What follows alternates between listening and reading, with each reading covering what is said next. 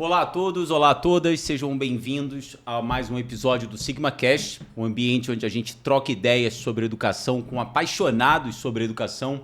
E hoje o assunto não podia ser mais importante, nós vamos falar sobre educação antirracista. Eu estou aqui para aprender junto com vocês, do lado de uma pessoa que eu admiro muito, tenho o prazer de trabalhar com ela há quase um ano, mas vou deixar ela se apresentar. Keila Villaflor, por favor, quem é você? Olá a todos que estão nos vendo e nos escutando. Eu sou Keila Villaflor, eu sou mestra em História pela Universidade de Brasília e no Sigma eu sou professora de Convivência Ética.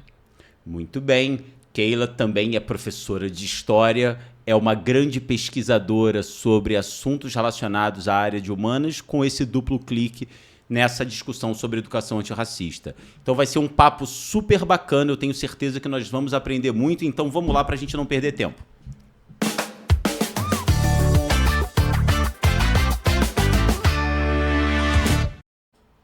Keila, vamos lá. Então, imagine que todos nós somos neófitos nessa discussão, a gente não conhece, e aí eu queria que você fosse super didática com a gente. Então, eu vou fazer a pergunta que acho que é a pergunta mais importante para esse início.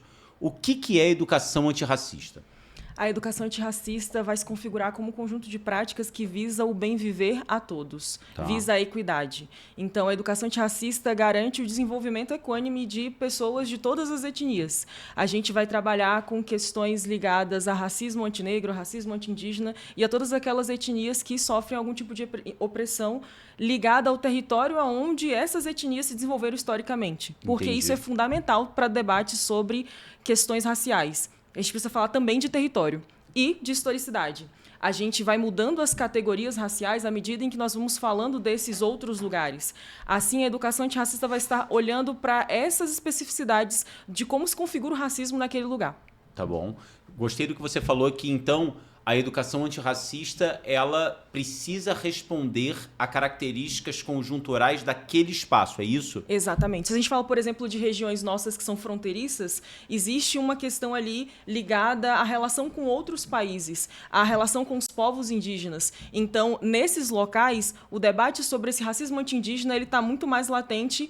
Eu não sei se mais, mas ele é mais frequente do que aqui em Brasília, por exemplo. E não que aqui nós não apliquemos em alguma medida um racismo anti-indígena, mas lá como a população indígena é maior, isso aparece mais no cotidiano. Então, Entendi. Esse debate precisa estar voltado para as populações. Poxa, que interessante. Então, ainda que possam existir pressupostos únicos, o conceito de educação antirracista ele é flexível a essas nuances, tanto de população, de historicidade, na história daquela região e do espaço. Exato, porque visa o bem viver. Então, visa esse desenvolvimento, essa possibilidade de passar pelo ambiente escolar, passar pelas relações do cotidiano, com os vizinhos, com a família, sem sofrer microagressões que são proporcionadas pelo racismo. Tá. E eu ia te perguntar uma outra coisa, e eu vou perguntar daqui a pouco, mas é que eu fiquei curioso.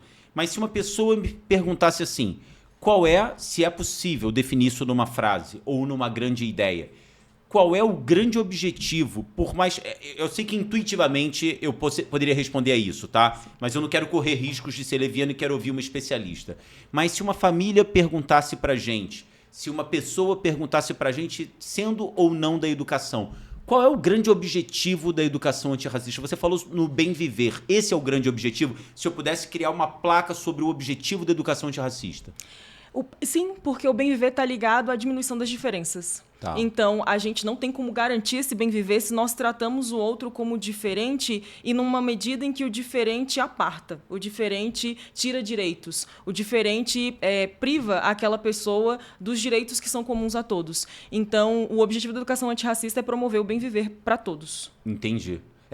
Esse bem viver, pelo que você falou, essas diferenças serem percebidas, mas que elas não signifiquem apartar, dividir, afastar. Exato, porque todos nós somos diferentes. Inclusive, esse é o assunto principal, esse é o tema principal quando a gente começa a falar de educação antirracista. Todos somos diferentes. Ser diferente não é um problema. O problema é quando essa diferença é usada para gerar algum tipo de prejuízo. Entendi. Eu quero te fazer uma outra pergunta. Eu sei que a gente tinha mais ou menos combinado, antes do programa começar, de falar um pouquinho como é que isso vem decantando na legislação, como é que isso aparece no sentido de colocar a educação antirracista como uma referência inevitável, inequívoca, obrigatória da ação escolar, da ação pedagógica. Mas eu vou juntar, então, duas outras perguntas nessa que eu falei agora. Como é que você está vendo, nos últimos anos, o desenvolvimento, se é que há um desenvolvimento dessa ação antirracista nas escolas, dessa educação antirracista nas escolas, e junto a isso, além de você falar um pouquinho sobre esse desenvolvimento, como é que isso aparece na legislação? Quais são as leis que você acha que valem a pena todos aqueles que têm filhos na escola, que trabalham com escola, conhecerem? E eu tenho maior vontade de saber as tuas inspirações, Keila. Nesse desenvolvimento, né, você é muito nova, mas você tem se debruçado sobre isso. Então, acho que é uma pergunta dividida em 3 partes. Primeiro, como é que você vê esse desenvolvimento? Como é que você vê a questão da legislação, se ela está atendendo e qual é a legislação que a gente precisa conhecer? E nesse processo todo, terminando assim, quais são as tuas inspirações? Assim, são práticas, são pessoas ou são instituições que você fala, cara, esse aqui é um caminho bacana? Bacana. A minha resposta também vai mesclar tudo. Tá né? bom, ótimo. A primeira legislação que a gente tem a trabalhar, né, que inclusive estava no nosso roteiro, é a Lei 10.639, que é de 2003. Tá. E em 2003 eu estava em idade escolar, né? Em 2003 eu tinha 7 anos, mais ou menos. E eu não me lembro com clareza de parar em algum momento e falar das especificidades da população negra no Brasil, ou de falar da população indígena que não seja de uma maneira estereotipada, que não seja para folclorizar o que são as crenças desses povos. Então, só para a galera entender, o que seria falar, por exemplo, né? Eu sou de história, então já sei mais ou menos a resposta, mas tô botando o chapéu de quem não tá. O que é falar do indígena de maneira estereotipada, por exemplo? Quando a gente fala só de folclore, é um estereótipo. Porque o folclore brasileiro é algo a ser celebrado? Sem dúvidas. Mas a perspectiva de folclore torna as crenças indígenas algo distante, como se fosse só uma lenda, uma ficção. A gente não trataria as crenças religiosas cristãs, por exemplo, de uma forma folclorizada. Entendi. Se a gente faz isso com povos indígenas, a gente está minorizando o que é a crença desses povos. Sim. O que são esses encantados para ele, né? Para a gente vira só uma história de fazer crianças ninarem, de ninar crianças. Para eles, para alguns povos, são crenças, fazem parte do que eles constituem como moral. Então, o trato só como folclore, o trato só como um cocar feito de cartolina no dia dos povos indígenas, o bater a mãozinha na boca, gritar uga-uga, fazer a dança da chuva, tudo isso... Que nem são dos nossos indígenas, né? Esse negócio de bater mão na boca são indígenas da América do Norte. Né? Quase nada dos nossos indígenas, né? Se você pega as fantasias que tem por aí... Criar fantasias sobre indígena. As fantasias são quase sempre de indígenas norte-americanos, nunca são dos nossos povos indígenas. Então, todo esse trato transforma eles numa caricatura. Uma caricatura presa no passado, como se esses povos não tivessem direito à passagem histórica. Excelente. Eles ficam presos no imaginário. Então, Mas aí, volta, eu te interrompei. Você estava falando que você, com 7 anos, essa legislação chega e você não tinha tido essa experiência no currículo escolar dessa percepção da população indígena para além desse folclore. E nem da população negra. Eu lembro de algumas aulas de história que falavam sobre escravidão. Tá. E, claro, a gente nunca vai esquecer a escravidão. A escravidão é uma grande mancha da nossa história. Mas existe muito mais sobre a trajetória dos povos negros no Brasil, inclusive durante a vigência da escravidão. E esse é mais um outro traço dos trabalhar a educação antirracista. Quando a gente fala de educação da história europeia, a gente dá muitos exemplos, né? Inclusive, a gente consegue diferenciar muito bem os nacionalismos. E os nacionalismos, querendo ou não, são uma forma com que o europeu se identifica quase que etnicamente. Mesmo que a gente olhe para eles daqui e veja todos eles como brancos, lá dentro, um branco inglês sabe se diferenciar de um branco francês, porque eles têm uma historicidade que nós sabemos a trajetória. Mas a gente não consegue fazer o mesmo sobre o continente africano. A gente não consegue fazer o mesmo nem sobre os povos indígenas que habitaram e habitam o Brasil. Então, eu me lembro de se tratar dos povos negros como escravizados. E para todos aqueles estudantes negros, inclusive para mim, qual perspectiva se constrói de um futuro possível se as únicas histórias que se contam são de dor, sofrimento, correntes, grilhões? Então, a Lei 10.639 vem para a valorização dessa cultura. Claro, mais uma vez, falar de sofrimento, das dores da escravidão, a gente nunca vai deixar de falar. É uma forma, inclusive, de resistir. Mas uma outra forma de resistir é mostrar que existem futuros possíveis, que existem atuações possíveis e em momentos mais difíceis essas atuações também existiram, esses futuros também existiram. Dá um exemplo, Keila, para quem está... Assim, eu estou entendendo e faz todo sentido que, às vezes, na melhor das intenções, se debruçar sobre essa página sem a qual, eu falo também como professor de história, né, e eu lembro do Luiz Felipe Alencastro que falava isso, você não vai entender o Brasil se você não se debruçar sobre Igreja Católica e escravidão. Não tem jeito. Sim. Né? Você não entende o Brasil.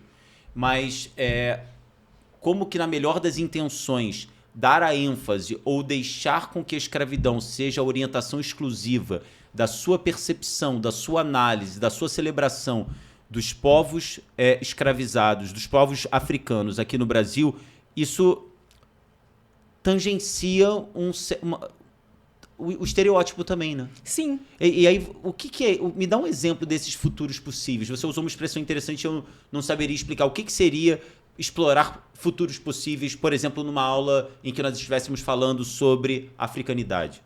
Bom, tem exemplos que eu gosto. Tem exemplos femininos e masculinos. Tem um que eu gosto muito, mas ele tem uma série de estereótipos que foi marcado pela teledramaturgia, inclusive, que é Chica da Silva. Chica da Silva é uma personagem histórica do século XVIII. Casou com um mercador de diamantes. Teve com ele 13 filhos. E Chica da Silva, na teledramaturgia, é uma mulher extravagante, é uma mulher que ela não sabe se colocar. Este saber se colocar já é um lugar construído pela história. São as imagens de controle e construída pela história da escravidão. Claro que a gente olha para o século XVIII e a gente encara uma mulher negra, qualquer pessoa negra, como possivelmente um escravizado.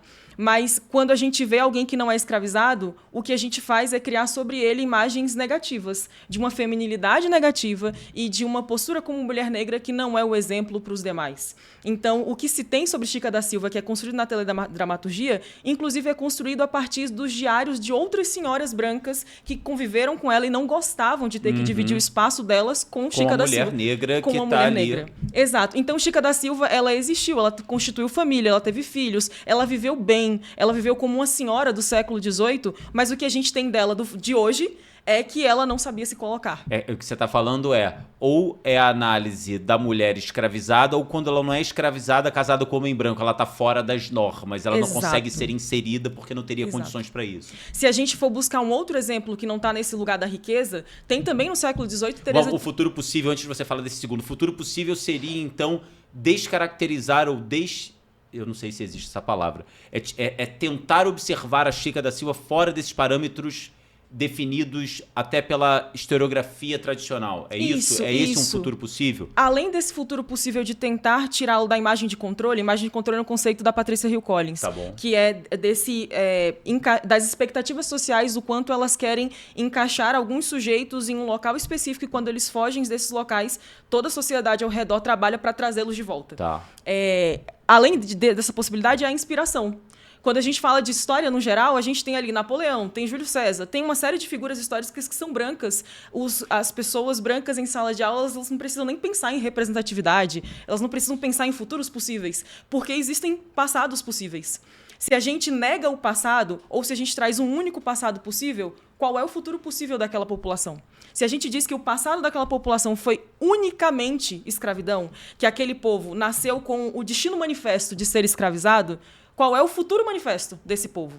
Então, a construção do passado também impacta muito nessa construção de autoestima dos estudantes em sala de aula.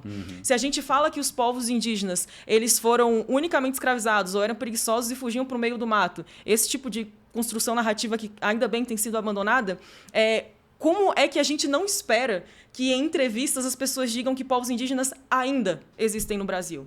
É claro que existem no Brasil, sempre existiram, existem em todas as partes do mundo, né? Essa construção de futuro possível tem muitos exemplos na história, só que a gente fica tão preso na ideia de escravizado, e eu sempre lembro isso para os nossos alunos, que quando eles pensam em escravizados, eles pensam em seres que são incapazes do aprendizado. Mas a gente tem uma série de escravizados que são letrados. São letrados porque a função deles era a educação do lar também. Esses filhos de senhores que, muito crianças, ainda não iam para a Europa para terminar seus estudos, eles precisavam ser educados ali no seio do lar. E quem é que vai fazer isso? São, em muitas medidas, escravizados islamizados, que já eram letrados nos idiomas locais, e eles têm mais facilidade de aprender o português, o inglês, e são escravizados poliglotas. Então, essa ideia de olhar para o passado como escravizado, sendo aquele que apanha, que está ali no canavial, essa figura existe, a gente nunca vai deixar de falar dela, porque ela é uma imagem de o futuro que a gente não quer ter. Mas se a gente só constrói esse passado, esse é o futuro que a gente vai perpetuar. Porque a gente fixa as imagens de subalternização. Quando a gente olha para uma pessoa negra, isso é o que Abdias do Nascimento fala. No Brasil, classe tem cor. Porque se a gente constrói um passado em que só existiu o negro escravizado, a gente olha para o negro de hoje e pensa que ele é um atendente, que ele está ali para nos servir, que ele está ali para estar ao nosso dispor. E não é essa a construção que a gente quer fazer com os nossos estudantes. Não é esse o futuro que a gente quer para a população negra no Brasil. Não, agora ficou muito claro. Você estava falando, eu lembrei, e eu sei que você leu também, mas você tinha me contado, vou falar e depois ela se explica se ela quiser.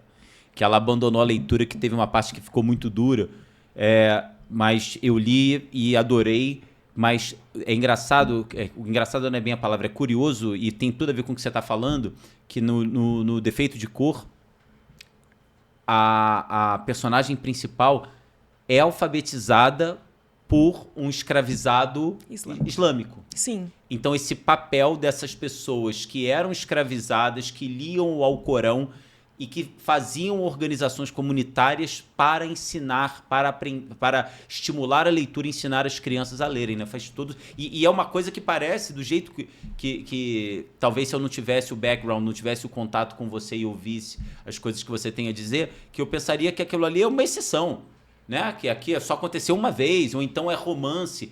Então, quando a gente se debruça sobre o escravizado, não só sobre o homem ou a mulher livres, né? Negro, livre, no século XIX, falar do André Rebouças, falar do Luiz Gama, falar sobre José do Patrocínio, Machado de Assis, mas não, falar do escravizado, mas que existem futuros possíveis a partir daquela pessoa para além da escravização que lhe foi imposta, né? Não naturalizar isso. Isso. E aquele romance histórico, ele é baseado em história. E aí eu vou te dar um exemplo histórico mesmo, que é a Revolta dos Malês. Isso. A Revolta dos Malês, a passagem dos amuletos, ali tinham escrituras que eram trocas de informações. Como todos os escravizados ou africanos de origem islamizada usavam os amuletos e eles podiam transitar porque eram escravizados de ganho, era naquela passagem de amuletos que eles passavam os recadinhos de onde eram os encontros. Para todo mundo entender, explica um pouquinho, que a gente está falando então do Defeito de Cor, da Ana Maria Gonçalves. Ana Maria Gonçalves. Que foi um livro que muitos já consideram um clássico da literatura brasileira, um livro que é obrigatório, é um calhamaço de 1000 páginas, mas que, assim, tem que ler. Acho que é um rito obrigatório para qualquer brasileiro que queira entender um pouquinho disso que a gente está falando. Mas fala um pouquinho, explica para as pessoas aí, Keila, o que foi a Revolta dos Malês, porque boa parte do enredo é no contexto da Bahia. A gente vê a personagem desde quando ela sai escravizada da África, passando pela Ilha dos Frades ali no litoral da Bahia, depois ela vai para Salvador, vai para o Rio de Janeiro, ela faz um verdadeiro périplo, né? Sim. Mas a Revolta dos Malês talvez seja o momento mais importante. Ele faz um resumo aí para quem não conhece isso. A Revolta dos Malês acontece em Salvador em 1835, na virada da madrugada de 24 para 25 de janeiro, quando um grupo de cerca de 600 homens, que eram africanos de origem islamizada, se organizam para tomar a cidade de Salvador e fazer daquele local um local livre da escravidão. Essa revolta ela é delatada, e até hoje não se sabe quem. Tem o livro do João José Reis, que é A Rebelião Escrava, que é fantástico, traz todas essas documentações. E aí, como ela é delatada, a polícia já espera. Eles agem na madrugada mesmo. Eles querem fazer o amanhecer de uma cidade livre. Mas antes do meio-dia, toda a revolta já foi desarticulada, porque a polícia já sabia e eles atuaram para prender todos esses homens. É uma revolta, inclusive, masculina, o que é uma grande contradição, porque Luiz Gama, no futuro, vai dizer que a mãe dele, Luísa Maim, fez parte. E ela fala, né? Ela conta, quer dizer, o livro da Ana Maria, ela fala sobre a Luísa ali no meio, se escondendo depois para não ser perseguida. E o João José Reis fala nesse livro que ele vasculhou tudo que é documentação do Luiz Gama e ele não consegue encontrar a conexão. A única conexão que existe é a carta que o Luiz Gama manda falando que a mãe dele fez parte daquilo e depois teve que mudar para o Rio de Janeiro, depois para o Maranhão, enfim. Mas o João José Reis diz que não encontra essa conexão, que a única é a própria carta do filho falando disso. Entendi, caramba, que interessante. Bom, vamos avançar, porque se eu deixar aqui aquele, a gente vai ficar 3 horas aqui, vão brigar com a gente. Vamos continuar, então, naquilo que a gente tinha acertado como roteiro, e eu acho que é importante para as pessoas que nos ouvem. Você estava falando da legislação, eu acho que você falou de uma e não falou da outra. Isso. A Lei 11.645 é de 2008, e eu também não senti esses reflexos na minha educação. Eu terminei a educação básica em 2013. Tá. E foi o não sentir isso que me fez tomar um susto muito grande, porque eu comecei a trabalhar em sala de aula em 2014, no ano seguinte. Tá bom. E eu comecei a atuar em projetos da UNB que atuavam em escolas públicas, e eu vi esses debates acontecendo, assim, de uma maneira muito fervorosa. Os estudantes queriam participar, eles estavam ali. Eu estava lá para oferecer uma disciplina que era optativa, que era da aula de História do Brasil com obras de literatura. Então a gente ia pegando trechos ali de Machado de Assis, José de Alencar, para falar dos momentos históricos. E todos os estudantes queriam saber aonde eles estavam ali, aonde eles se encaixavam, essa coisa da construção do futuro possível. Sim. E eu vi isso quase desmoronar durante a pandemia. Eu vi no retorno da pandemia ações racistas muito claras no ambiente escolar.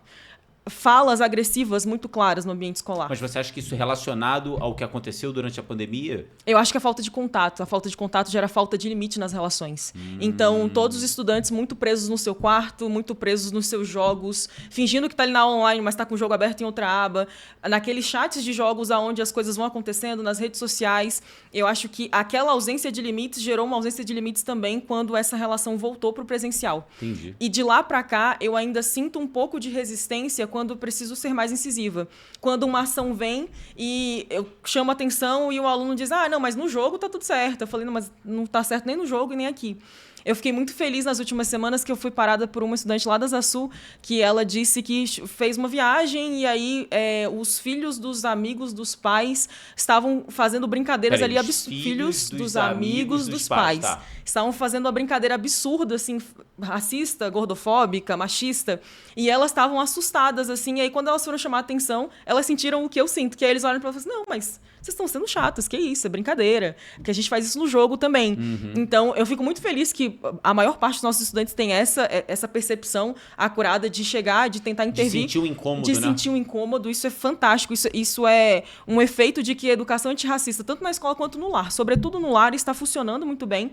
Mas eu também sinto que esse é um clima geral da geração que a gente tem ainda em idade escolar. É engraçado isso que você falou, porque a pandemia, então, na verdade, esse isolamento e essa sensação, às vezes, de anonimato, né, de impunidade. Aqui eu faço, mas eu desligo, fecho a aba, e quando a gente volta para uma vida em comunidade, principalmente dessas crianças em formação, alguns pontos podem ter se perdido, né? Muitos se perderam. Eu não tinha parado para pensar Muitos se perderam, desde a educação física, conversando com os colegas da área, que é a perda de equilíbrio para fazer movimentos básicos, até a perda dos limites do convívio mesmo. De pensar que se eu estava me comportando assim durante a maior parte do meu dia, por que eu não posso me comportar assim agora que eu estou na escola novamente? Pensar que alguns deles passaram por esse processo muito jovens também. Se a gente tem essa, talvez, ausência de limites de adultos que hoje têm 20 anos, mas que lá na pandemia tinham 15, pensar em quem passou por isso com 7 anos, com 6 anos, os limites ainda nem estão construídos direitos para essas pessoas. Então, mais tarde, a gente vai sentindo o quanto para eles esse processo vai ser um pouco mais lento de entender, daqui eu não passo, aqui eu não posso fazer. Entendi. Caramba. Reflexões importantes. E aí a gente vai para um outro momento que eu estou super interessado em te ouvir também, que é assim.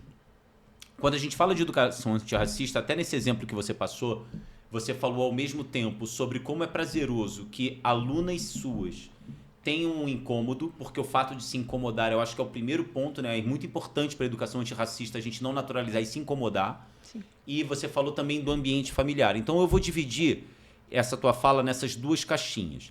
Quando a gente fala de educação antirracista na escola, eu não sei se é possível falar isso, tá, Keila? Mas existem, assim, aquele checklist que você diz, cara, não tem nem como começar sem isso aqui.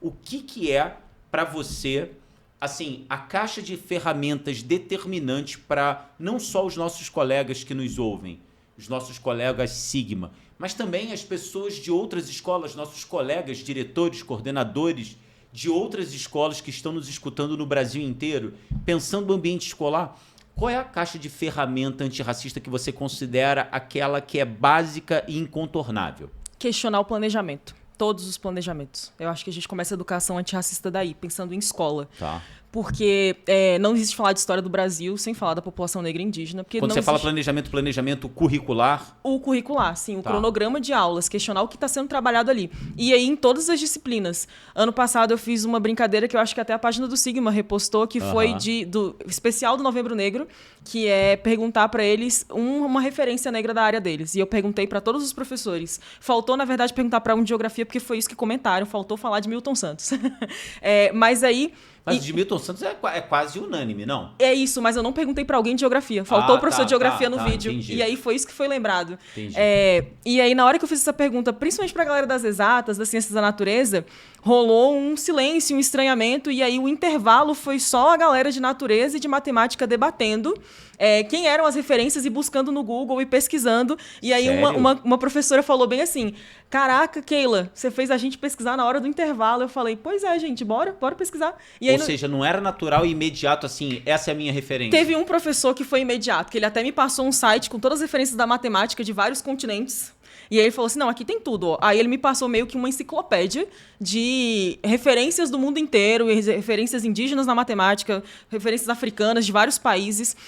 Mas os outros, eles foram pesquisar, assim, um ou outro tinha na ponta da língua, os outros, e geralmente tinha um na ponta da língua, a galera da física tinha um, da química tinha um, mas como eram vários professores, eles tinham que me apresentar mais de uma, né? Cada um deles tinha que falar um diferente. Pô, que legal. Então eles ficaram o intervalo inteiro ali conversando e jogando no Google. Ah, não, mas eu ia falar esse primeiro, não, porque esse estudou comigo, porque... Então, assim, rever esse currículo, rever esse planejamento, rever aonde eu estou trazendo que esse saber não foi naturalmente constituído no solo europeu.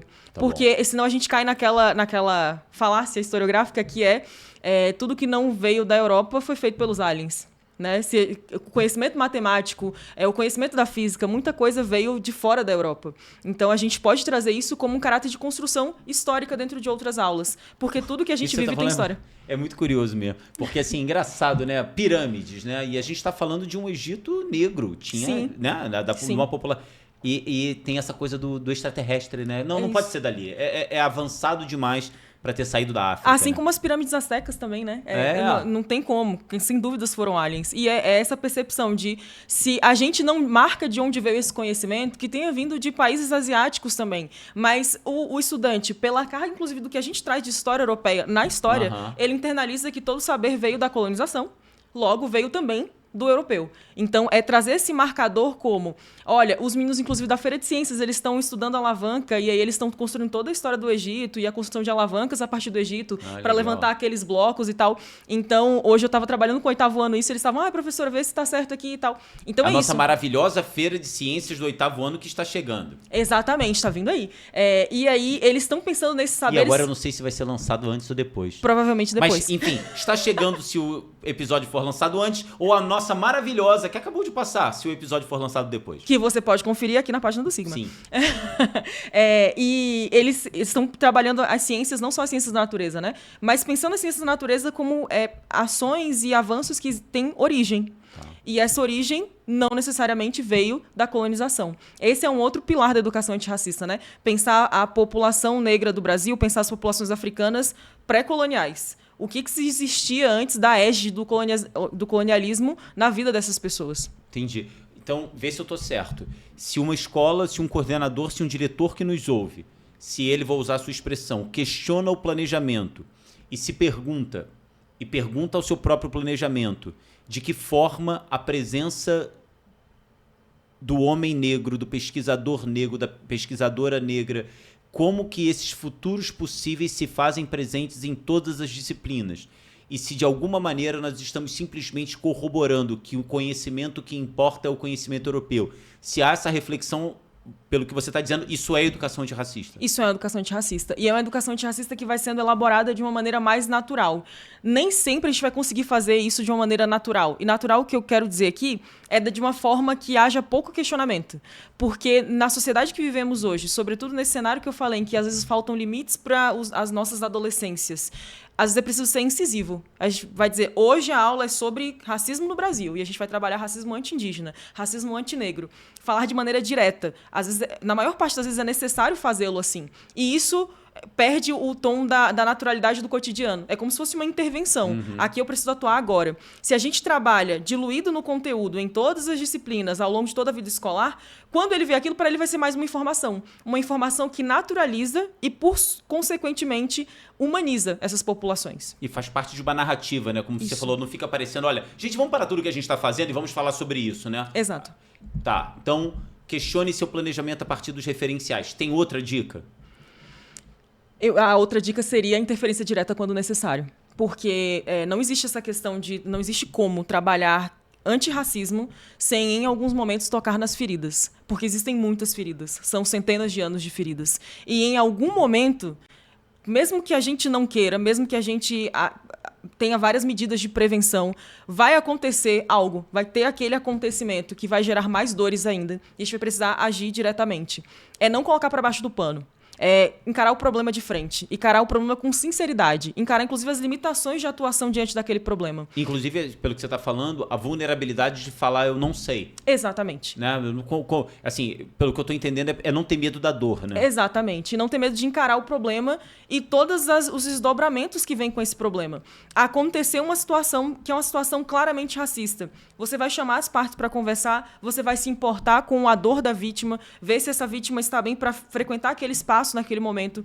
Você vai ouvir o agressor, que naquele momento é um agressor, entender qual foi a perspectiva dele sobre aquilo, delimitar qual é a ação que é impossível para um futuro e orientá-lo, porque também é necessário uma medida educativa. A gente está falando de escola, né? A gente não está falando de encarceramento, a gente está falando de instruir esse estudante para que ele não cometa aquilo novamente, para que ele não cause aquele sofrimento novamente. Porque aquele sofrimento também é para ele, nesse processo de formação. Se ver nesse lugar dói muito. E é aí que... E não pensando muito mais na dor de quem agrediu do que da vítima. Mas é pensando, inclusive, na resistência das famílias. Porque as famílias também se veem nesse lugar. Nesse lugar de, meu Deus, o que faltou aqui? Porque se uma ação racista não está nos valores daquela família, ela vai se culpar muito. Mas antes de se culpar muito, ela vai resistir. Ela vai dizer que jamais, meu filho nunca. Então...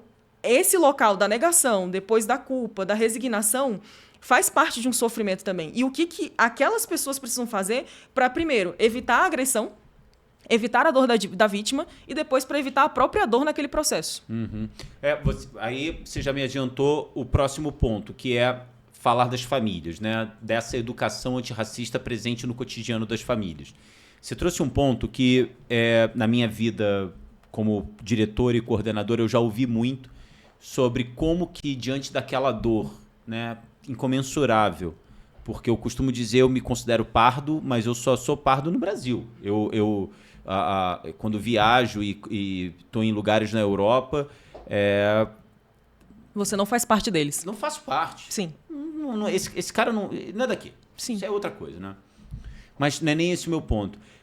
Como diretor, eu ouço muito as famílias vivendo, então, né, as famílias que foram agredidas, que tiveram seus filhos agredidos por posturas racistas, com aquela dor incomensurável, mas muitas vezes exigindo a punição. E eu me lembro que uma vez eu conversei com uma mãe que eu disse a ela, se eu expulso esse garoto daqui, eu tô abrindo mão do problema. Eu falo, esse problema não é mais meu, ele tá fora, então eu vou passar para outro. Eu quero esse moleque aqui dentro, né? Eu quero educar esse moleque, eu quero mostrar para ele que ele tá errado. Então, quando você fala sobre famílias, e da mesma forma pensando na caixinha de ferramenta, para essas famílias que passam por todo esse processo da negação, qual é a dica, né? O que você falaria para uma família, seja a família que já teve essa experiência de ter uma criança que tenha promovido a ação racista, ou de uma família que não passou por isso, ou que ainda não passou por isso? Da mesma forma que você falou sobre a caixinha de ferramenta para a escola, qual é a caixinha de ferramentas para a família da educação antirracista? Para a família que já sofreu racismo em ambiente escolar e tem essa sensação do... Eu nunca mais queria que o meu filho convivesse com o agressor dele na vida.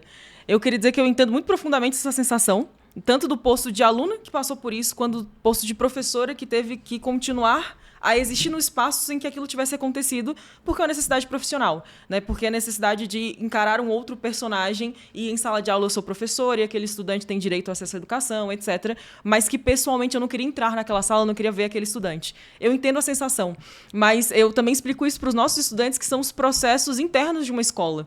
Você não expulsa um estudante por uma ação. você estuda um estudante, você expulsa um estudante por um conjunto de ações. Sim. Então, se a gente tem um estudante que ele sucessivamente está causando inconvenientes ou problemas na escola, ele vai ser expulso sem dúvida alguma diante de uma ação racista. E depende também de qual é a ação. Né? Isso também é bem importante deixar claro. Que tem questões do racismo brasileiro que é dito um racismo velado, mas ele só é velado para quem ainda tem medo de tirar o véu de si mesmo, como racista. Porque fica muito claro o que está acontecendo. Mas é diante dessas situações de um racismo velado que a gente tem muitas contra-argumentações do que aconteceu. E aí, nessas situações, é muito difícil expulsar um estudante. Quando uma ação clara, direta, né, um xingamento direto, uma ação de exclusão direta, aí, sem dúvidas. Que fica mais óbvio, né? Que fica mais óbvio. Aí, sem dúvidas, é expulsão. Porque, inclusive, na letra da lei, a gente tem um racismo definido ali, tipificado certinho. Quando cai na coisa do racismo velado, aí a gente vai pra injúria racial e tem uma série de contestações. Mas eu entendo muito a sensação de não querer conviver com o agressor. Mas eu sempre explico isso pros estudantes. Se a primeira ação daquele estudante, ele não vai ser expulso. Dependendo da gravidade dessa ação, ele não vai ser expulso. Justamente por pensar processos educativos. Ele vai passar por sanções punitivas. Entendi. Mas isso não necessariamente vai ser expulsão dependendo do que ele fez. E, no caso, geralmente a suspensão, né? A suspensão junto com a conversa com a família e tal. E uma suspensão em que, neste momento de suspensão, porque tem gente que acha que suspensão é ganhar uns dias de folga, né? Mas não, a suspensão é com uma série de atividades que o envolvam naquele debate para que ele entenda, para que ele compreenda, para que ele seja educado sobre o que ele fez, para que ele não cometa novamente.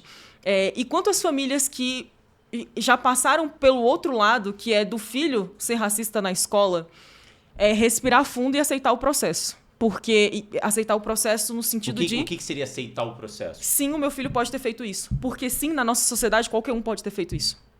Porque geralmente... E aí eu não posso nem... Eu não sou mãe, eu não sei qual é essa sensação. Mas fica muito claro no olhar de decepção das famílias, no olhar, às vezes, de desespero, de desilusão, que eu não criei o meu filho para isso. Mas eu acredito que ninguém criou. Mas todos nós, nessa sociedade, podemos cometer aquilo. Se todos nós podemos, por que o seu filho não? É duro aceitar, mas sim, ele pode ter feito e provavelmente ele fez o que a escola está te dizendo que ele fez, o que os outros estudantes estão dizendo que ele fez.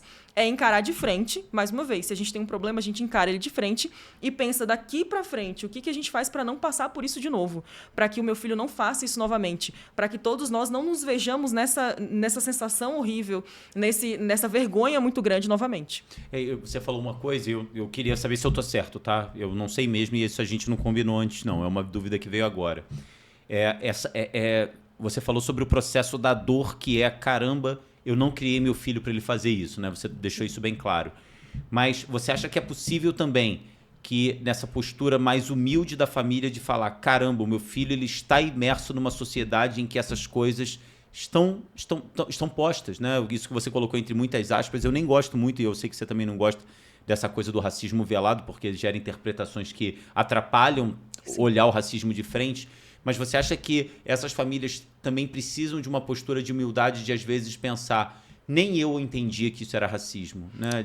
Nem eu tinha essa lente nos meus olhos para ver racismo aqui. Sim, um dos outros pilares com relação à educação antirracista, seja em casa, seja na escola, é estudar sobre o tema.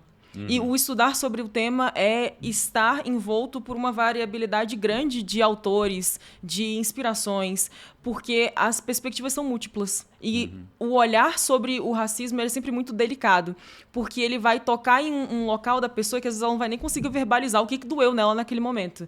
Aonde é que tocou ali na ferida, que é a coisa do gatilho, né? Às vezes, ali, naquele momento, ela viu algo que ela viveu no passado, e naquele passado ela se silenciou porque ela não tinha ferramentas argumentativas para colocar em palavra.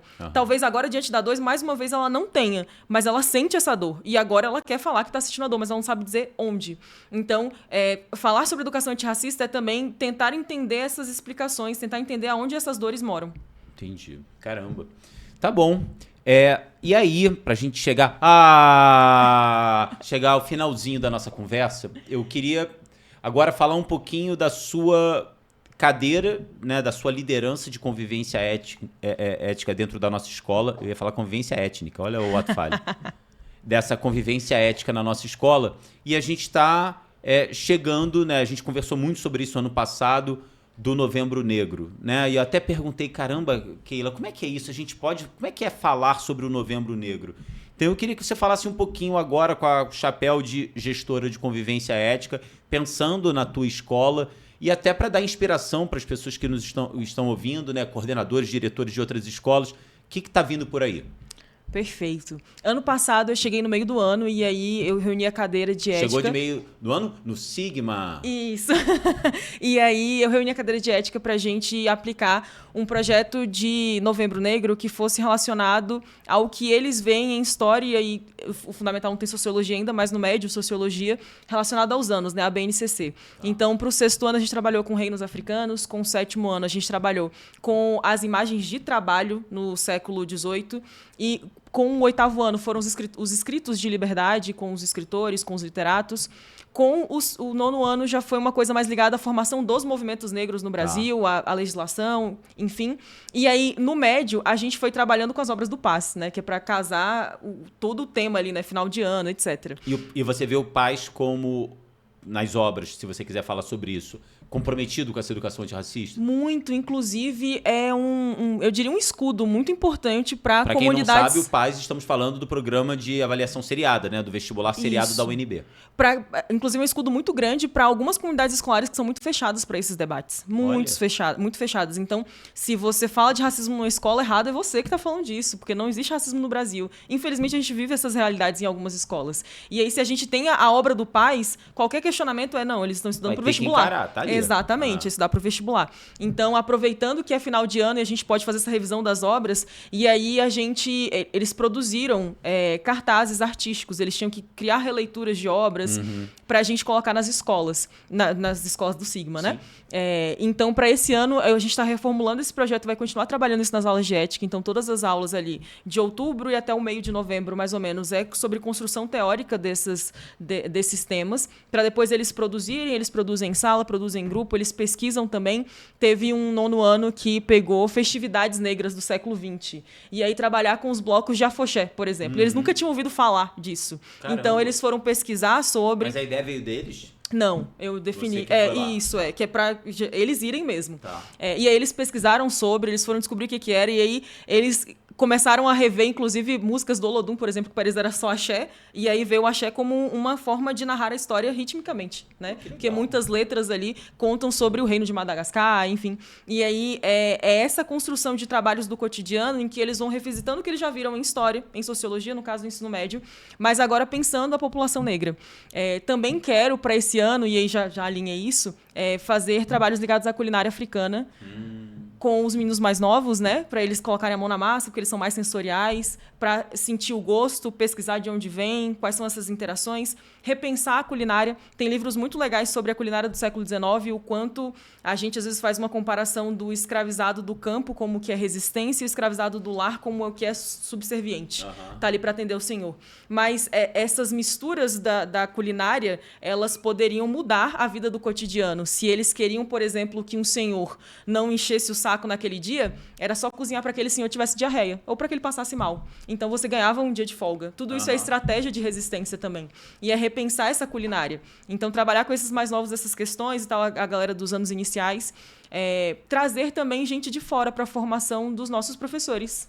Trazer gente de fora para dialogar com os pais, né? Marcar ali. Quando você fala gente de fora da comunidade escolar Sigma, de pessoas... Trazer a universidade para dentro do Sigma. Entendi. Isso, trazer pesquisadores para dentro do Sigma. A Comissão de Direitos Humanos da OAB também, que faz essas visitas às escolas quando a gente solicita para fazer palestra, conversar com os alunos, fazer atendimento, formar os professores. Então, fazer essas parcerias com Brasília. E a gente tem a UNB aqui do lado, com pesquisadores excelentes e que são sempre muito dispostos a participar, a conversar, trazer conhecimento e trazer a nossa comunidade para dentro da escola para fazer esses debates também, convidando os pais para palestras de formação. Muito bom. Então eu posso esperar um Novembro Negro super especial. Sim. Que bom. Pessoal, a gente está terminando o papo aqui com a Keila Villaflor. Poxa, a produção está ouvindo, prestando atenção. Precisamos de uma parte 2, parte 3, porque tem muita coisa para a gente conversar. Mas a gente tem o Sigma Dicas, que você conhece, né? Você já está escolado aqui no nosso Sigma Cast. E a gente tem o Sigma Dicas, que a gente fala um pouquinho dos grandes ensinamentos que ficaram para que as pessoas possam anotar ali e falar, caramba, isso aqui é o grande ponto que eu estou levando desse programa, desse episódio. Eu vou falar uma, você fala duas, pode ser? Pode ser. Então vamos lá.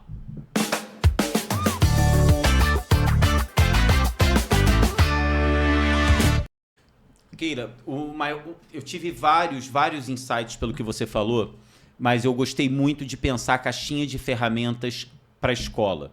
Então eu estou levando desse episódio a ideia de que o primeiro passo da educação antirracista é eu ter a coragem de questionar o planejamento curricular. Perfeito. Não só em história, em sociologia, em filosofia, mas provocar os professores, como você colocou, fazer com que eles fiquem lá pesquisando no Google como que você está trazendo o homem, o pesquisador negro, a pesquisadora negra, que são representantes efetivos de futuros possíveis, né? E que estão sendo consolidados ali. E que ao mesmo tempo é simples, mas não é tão simples, mas que o primeiro passo da educação antirracista dentro da escola é questionar o planejamento sob esse olhar. Perfeito. Eu tô levando essa. E você? Dá duas aí. A minha segunda dica, completando a primeira do Marcelo, é trazer estímulos. Porque nenhuma mente trabalha sem estímulos. Então, não tem como a gente construir os futuros possíveis se a gente não apresenta os passados que foram possíveis. É trazer esses estímulos para que, a partir dali, venha inspiração. Inspiração para um futuro melhor, para novos caminhos, para resistência. A terceira dica é questionar a ação. E quem pratica a ação também. Uma das questões que eu faço na tratativa quando acontece alguma situação ligada a racismo é perguntar por que aquele estudante fez aquilo. E tirando dele ali, sempre começa com um eu não sei. Mas se você vai fazendo outras perguntas, a ação, o que ele pretendia com aquilo, sempre ir questionando a ação e quem praticou a ação. Para que a pessoa que praticou a ação chegue à reflexão de que talvez não faça sentido o que ele esteja fazendo, principalmente quando é praticado por uma adolescente ou por uma criança. Nenhuma criança, é uma frase do Nelson Mandela, né? Nenhuma criança nasce odiando a outra por questões raciais. Então, se aquilo aconteceu, tem um motivador também. Assim como eu falei que a gente tem que trazer estímulos, é um estímulo racista que provoca também uma ação racista. A gente precisa questionar a pessoa, a gente precisa questionar a ação para descobrir aonde atuar, aonde agir para que aquilo não aconteça novamente. Se o estímulo for um jogo, se o estímulo for um filme, uma série, alguma coisa que ele está vendo em casa, às vezes, é dali mudar o comportamento ou mudar a trajetória. Muito bom. Keila, super obrigado. Foi um prazer. Eu sempre adoro conversar com aquele. Tenho o privilégio de fazer isso algumas vezes ao longo da semana. Mas super obrigado pela sua presença aqui. Muito obrigada. Conte sempre comigo. E se tiver parte 2, pode me chamar que eu venho. Boa. Pessoal, super obrigado pela audiência de vocês. Até o próximo Sigma Cash.